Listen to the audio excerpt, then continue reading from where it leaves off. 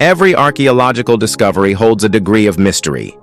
There are no living witnesses to the origin of any of the ancient findings that archaeologists uncover, so all we can do is make our most informed guesses based on what we believe we know about history.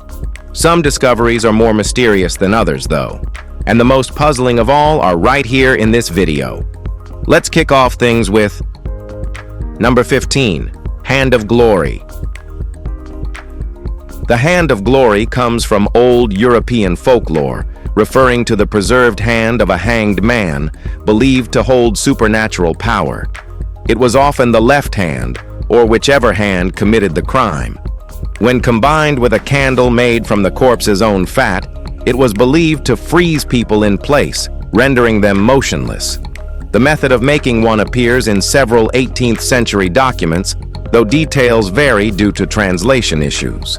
The name likely evolved from the French phrase main de gloire, which itself was a misreading of mandragore or mandrake.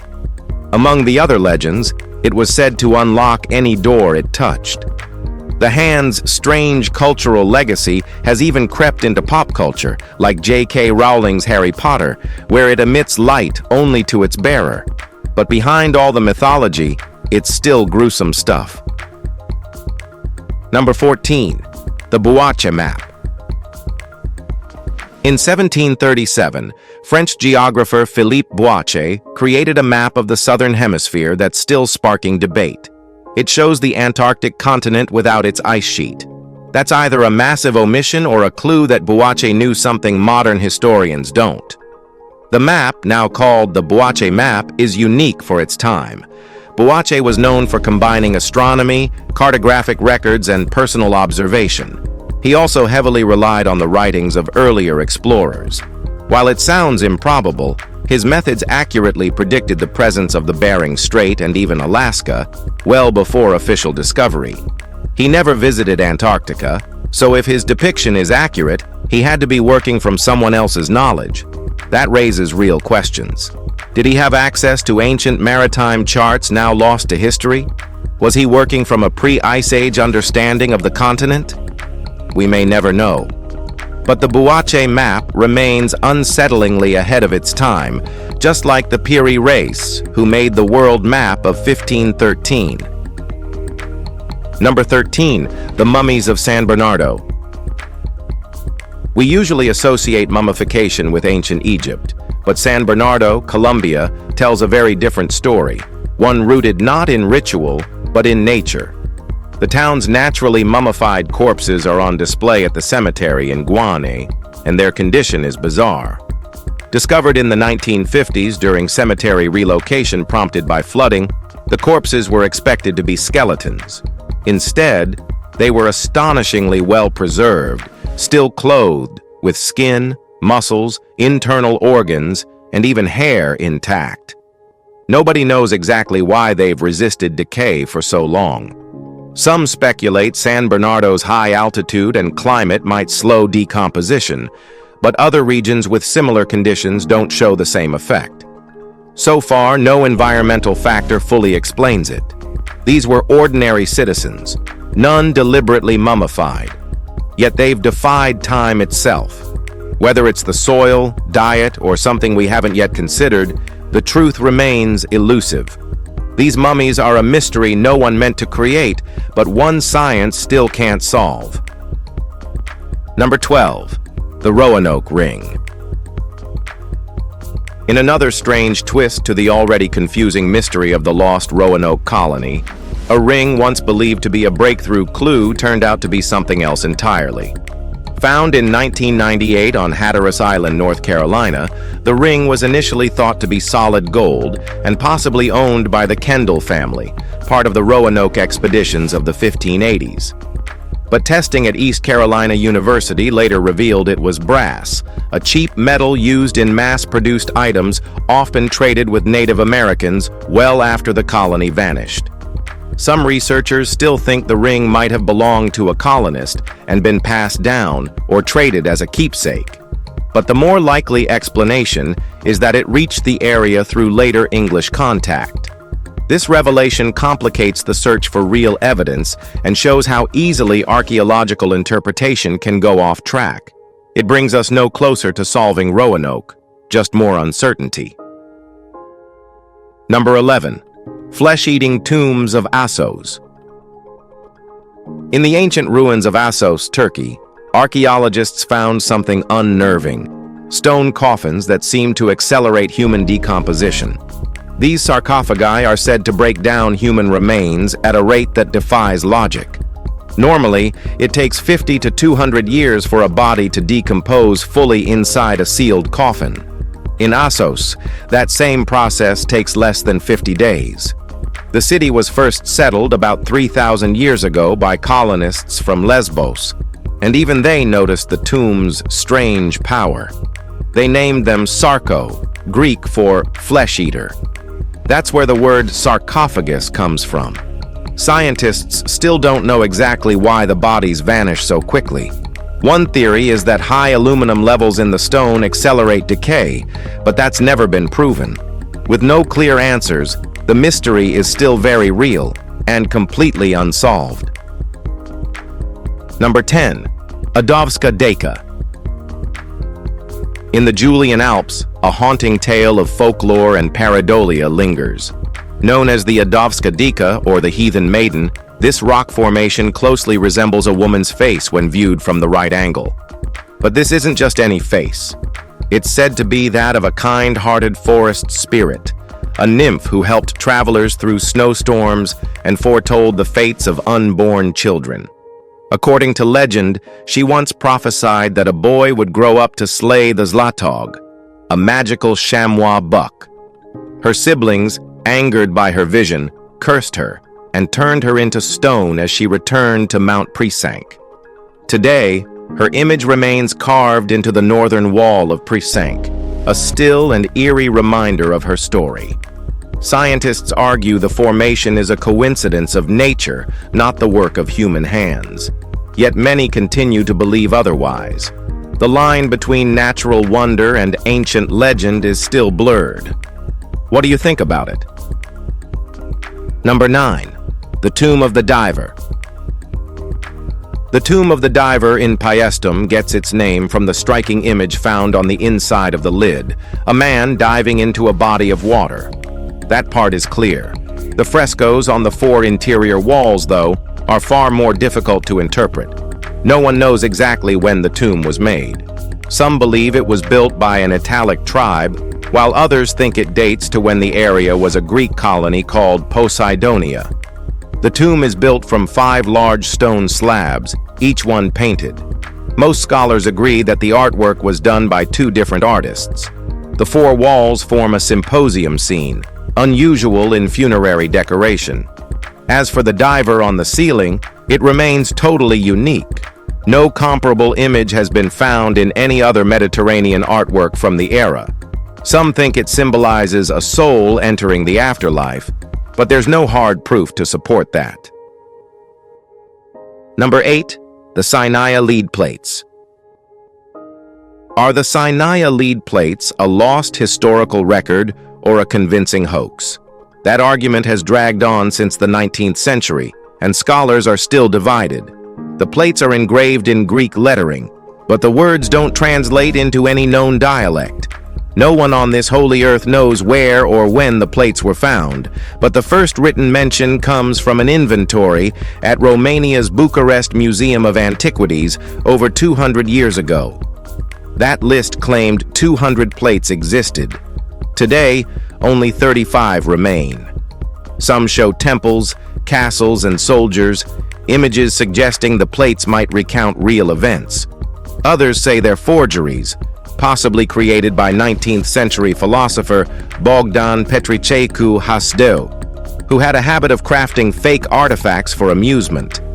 Their origin is impossible to confirm without knowing what the inscriptions mean. Until the language is deciphered or definitively dismissed, the plates remain an unsolved riddle from a place where history, speculation, and nationalism blur into one. Number 7. The Enuma Elish. The Enuma Elish is Babylon's creation myth, named after its opening line. This ancient tale was uncovered by English archaeologist Austen Henry Layard in 1849 inside the ruined library of Ashurbanipal in Nineveh, Iraq.